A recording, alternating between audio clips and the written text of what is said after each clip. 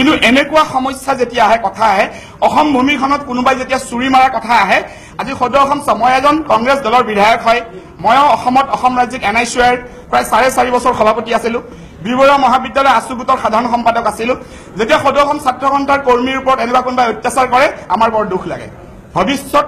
এনেকুৱা কাম নহওক কোনো সাহস নকৰক এই কাৰণে অসম চৰকাৰে যিখিনি ষ্টেপ ল'ব আৰু বোল্ড ষ্টেপ ল'ব লাগিব তেওঁলোকে আগন্তুক সময়ত কোনো সংগঠনে এনেকুৱা যাতে সাহস নকৰে অসম ভূমিত সকলোৰে অধিকাৰ সমান ই যোন জাতি নহওক যি জনগোষ্ঠী নহওক কোনোবাই এনেকুৱা ষড়যন্ত্ৰৰে অসমখনক যিটো ডেভেলপমেণ্টৰ প্ৰক্ৰিয়া